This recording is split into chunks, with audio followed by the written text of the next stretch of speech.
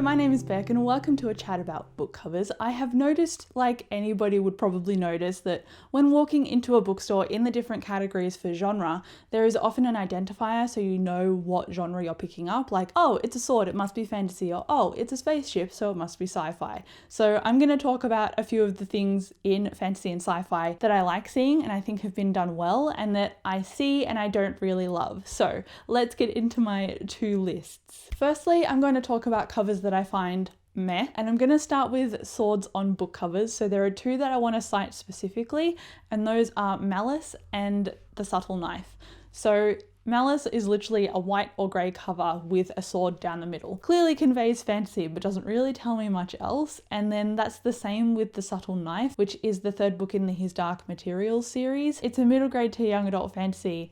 It's by Philip Pullman. It's a giant TV series at the moment, but all it has on the front cover is a green knife, and that again doesn't really convey much to me. Even though I kind of like the illustrated style more than the photographic style of Malice, it still doesn't really convey a lot to me. Next, another thing I don't like is generally faces on covers, so two I can talk about here. The first one is Aurora Rising by Amy Kaufman and Jay Kristoff. While it conveys the character of Aurora, it gives me a clear picture as to who she is. It does exactly what it needs to for the book, I guess, but for me, looking at it on a shelf, it doesn't visually appeal to me. I just think that's because I don't like books with faces on them that stare at me on my bookshelf. I get enough shame by looking at my TBR. I don't need any more shame by books literally staring at me to read them, so maybe that's the reason why. I also don't really like the cover of the UK or Australian edition of Mistborn. So the third book in the Mistborn series, The Hero of Ages, has a picture of Vin, the main character, on the front, and she looks nothing like the character that I envisioned. That cover kind of reminds me of Jensen Ackles, which is very weird for me to imagine. I just don't gel with that cover at all, honestly. I don't really like Aurora Burning either, that cover style, but I'm more of an illustrated cover person, so that might also be why. I think it gives you the characters, so it tells you what you need to know. It technically does the right thing for the reader to help you visualize what's going on, but at the same time it can also have the opposite effect, like it did on me, of being a little bit off-putting, because it's a little bit like Uncanny Valley, especially if they look almost realistic. And then there's also that, oh, I'm going into the book already knowing what this character is like rather than being able to imagine my own when I'm reading, so there's a bit of that going on as well. My third point that I want to discuss is spaceships on covers to convey a sense of this is a sci-fi book. I'm going to talk about Salvation by Peter F. Hamilton here. He has written a ton of sci-fi books, at least to my knowledge he's written heaps. Maybe just because they're long, they look like they're a lot. But anyway, I read Salvation by him and I found it okay. And all I knew about it was that it was a sci-fi. I didn't really know much else about it. The cover wasn't very eye-catching to me. It just had a little spaceship with a circle around it in the middle of the cover, and that didn't convey enough for me to go, I actively want to pick this up. It took a friend telling me I should probably try it to actually give it a go. So it didn't do the cover's job, which is marketing the book to me. It didn't make me want to pick it up, but it did, I guess, convey that it was sci-fi. So one tick instead of two, if that makes sense. And then we love this in fantasy, or we may not love it. It is the single character doing a thing on the front cover. Often it is guy with sword. So I have two examples of this. One of them is on one of my favorite book series ever. Actually, two of these are my favorite series ever. The first one is Traitor's Blade by Sebastian de Castell, and because Spellslinger, his young adult series, looks so good in its book covers, and then you've got Traitor's Blade, which just doesn't look as good to me. I've looked in and the proportions don't seem right on the characters. Maybe it's just my eye, because art is very subjective, like reading. So I could be very much off the mark to somebody watching this video and going, you're wrong. But to me, it just doesn't really fit with the characters.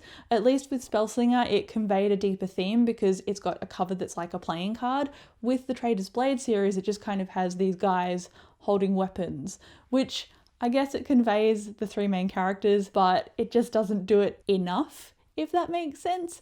So it's just these guys holding weapons on the front, which is enough to say these are fantasy, but not enough to go, I have a really, really cool cover, you'd better pick me up and buy me. The other one that I want to talk about is The Black Prism, and while these covers have a sense of darkness and intrigue about them, it just is also a guy as a silhouette on a front cover going through maybe a door, we don't know, and it doesn't give you much context as to what the story's about. So for a story in the Black Prism where you can split light and then transmute it into something tangible in order to use, it's got such a cool magic system. Why can't you convey that on a book cover? I guess it would be difficult to do, but I think you're getting what I'm trying to put down. Like, it doesn't convey enough of the story. It conveys that it's fantasy and there's a little bit of intrigue, there's some darkness, there's some light, there's a main character, but that's really it. And I wish that there was more from those covers. They are pretty cool. And don't get me wrong, The Burning White, which is the last book in the series, has like a rainbow almost on the front, which definitely conveys the different rays of light that are present in the series. Obviously light is prevalent in our lives as well, not just fantasy, so you can get that rainbow effect, but it still just kind of didn't hit the right mark for me is what I'm trying to get at. So now I've kind of talked about what I find meh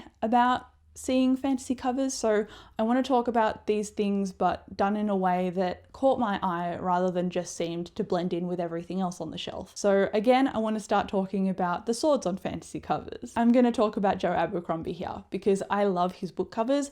They're very simplistic, but they're also very eye-catching, and they really convey that sense of fantasy without being over the top or being kind of cheesy either. So he does the thing where there is a weapon on the front cover, and it's usually photographic, I believe, if not illustrated, and it also has foiling on it, so it's often shiny as well, which is definitely a key to catching my eye. And then there's also that parchment effect, so the covers feel like parchment, and that to me is what you would find in a fantasy book. So the way that it combines the parchment, the foiling, and the weapon is very much the aesthetic of fantasy to me, and it combines the themes that we've seen before, like the weapons on the front cover, with something kind of new, like the foiling and the parchment, to make something new that I'm interested in.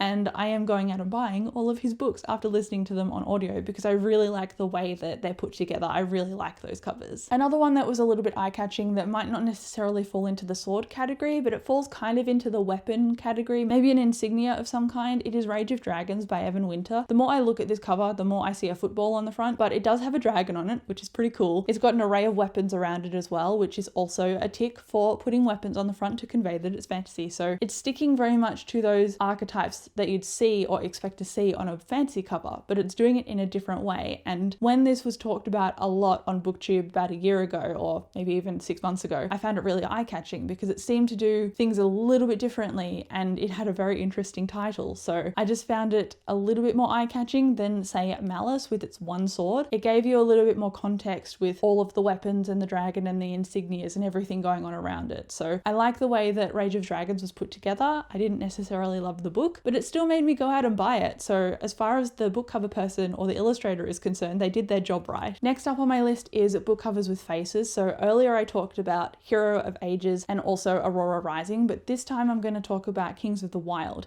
and I actually have it here. So the way that this cover is done, I don't know if you can see, I might end up putting a picture in over this, but this has characters on it that seem a little bit photorealistic but also are watercolored. So it's got an art style that conveys the gruffness of the fantasy world. Again, it's got the sword on it and it's got the shield with the main character holding them, so you know that it's fantasy-esque and you know the genre it belongs in, but it also does the covers in a different way that I've seen, because I haven't seen many watercolor-esque kind of versions of book covers, and I would love to see more of this, because this and Bloody Rose, the sequel, these have covers that were very eye-catching to me because they just stood out. They were very different, and honestly I really like this style because it still conveys that it's fantasy. It conveys the character and the cast that we get to meet, and it also conveys like the grim aspect of this world in the way that the color scheme is put together too. I really like this cover, if you couldn't tell, and I like Bloody Rose as well. I think these are done brilliantly. I'd love to see some of the fantasy covers I've already got redone in this style because I think this is beautiful. It's also a cover that doesn't make me do a double take and make me feel uncanny when looking at it, because they're just realistic enough to convey the right message and the right artistic tone, but they're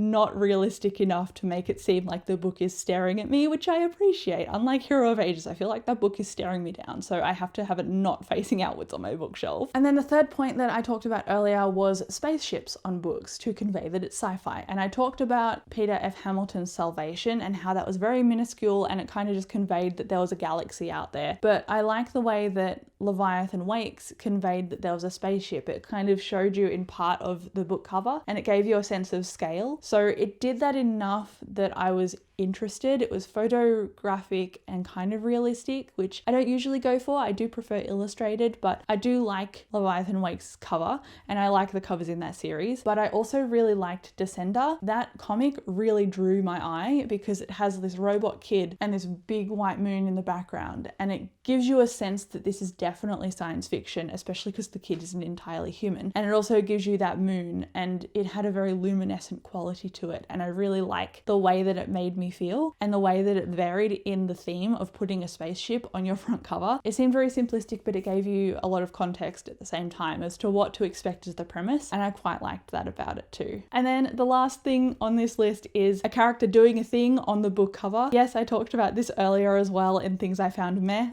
but this time I want to talk about things that I enjoyed. So Magnus Chase, especially that series of Percy Jackson books that are imprinted by Disney Hyperion, those covers are very eye-catching and colourful, especially because they're for kids. I think that really fits the market in general. But when I look at the covers, they're very well composed and my eye is not very distracted. So they tend to put characters and things in the middle of their covers and kind of up the middle, especially in the Magnus Chase ones I've noticed. And I don't necessarily like the drawings of the people's faces, but I do really like the composition and the color and the line aspect of it. I really like that art style, and that's why I keep going out and buying those covers. Another one that I really like is Spellslinger, again because like the Magnus Chase and the Percy Jackson books, a lot of what's on the cover actually has a significant meaning to the themes and what actually happens in the book. So the Magnus Chase and the Percy Jackson covers have characters and creatures from the books, but the Spellslinger books are playing cards, and that has a significance in the book as well. And it's also eye-catching visually because of the line work is quite dark on the covers. So I really like that. And I also wanted to mention one more, and that is actually a foreign edition of Mistborn. And my friend found this for me, and I had no idea that this existed. And this, you probably can't see it even if I put it in front of my face, but this has Vin on the front cover and she's drawn in an anime style. And honestly, I only made this video so that I could talk about this book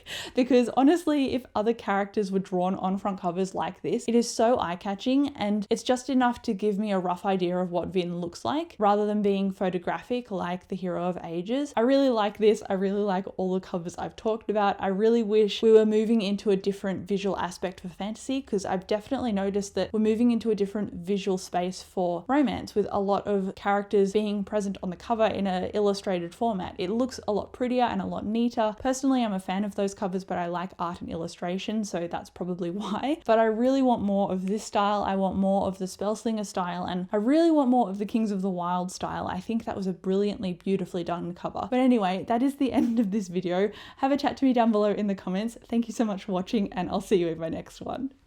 Bye.